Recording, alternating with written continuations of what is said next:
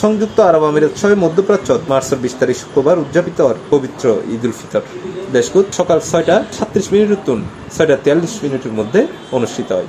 আবুধাবির সর্ববৃহৎ ঈদুল জামাত অনুষ্ঠিত হয়ে আবুধাবির শেখ জায়েদ গ্র্যান্ড মসজিদত সকাল 6:43।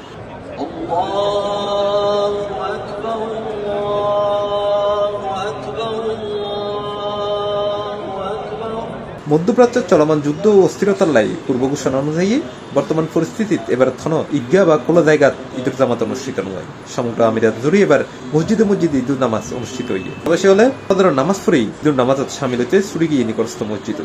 ঈদুল নামাজ শেষে এক অন্যের ফোনে কোলাকুলি করে ঈদুল শুভেচ্ছা বিনিময় করছি তারা ব্যাগ করে দেশের নেই প্রবাসর ঈদুল আনন্দ কিছুটা ঘাটতি মিলিল আমিরাতত ঈদ উপলক্ষে সরকারি ছুটি ও সাপ্তাহিক ছুটি মিলে 3 দিন আর লম্বা ছুটি তাহলে প্রবাসী হলের মধ্যে কিছুটা উৎসমুখর পরিবেশও বিরাজ করেন।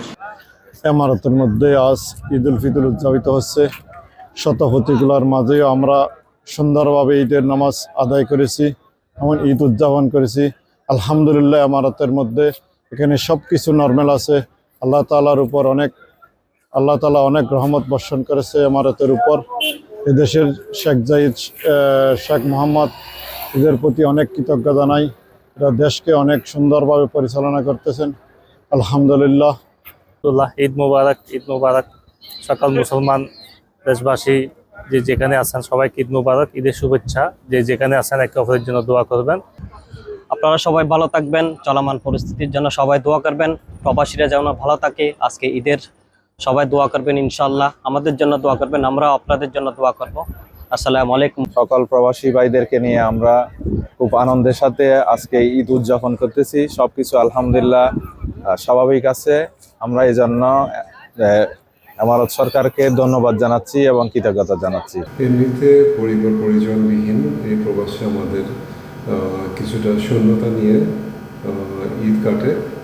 তারপর এখানে যোগ হয়েছে মধ্যপ্রাচ্যের বৈরী পরিবেশ।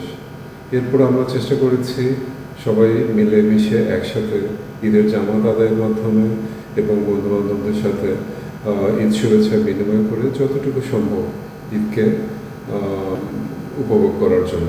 আবুধাবি বিএনপির পক্ষ থেকে পরিবারের পক্ষ থেকে সবাইকে ঈদ মোবারক এবং ঈদের শুভেচ্ছা, অভিনন্দন এবং মোবারকবাদ জানাচ্ছি।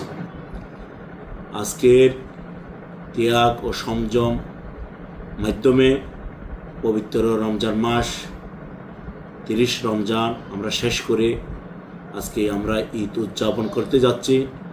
ঈদের দিনে আমাদের অনাবিল সুখ ও শান্তি বয়ে নিয়ে আসুক। আর বাংলাদেশত যেভাবে ঈদ উদযাপন করি তার হয়তো মধ্যপ্রাচ্য চলমান অস্থিরতার লাই কিছুটা দুশ্চিন্তার মধ্যে দিন পার করেন প্রবাসী হলে। আমরা চাই মধ্যপ্রাচ্যের দেশই বাংলাদেশের প্রত্যেক প্রবাসী নিরাপদতা হোক এবং অতি শীঘ্রই যেন পরিস্থিতি স্বাভাবিক হয় ইয়েনি প্রত্যাশা ব্যক্ত করুন।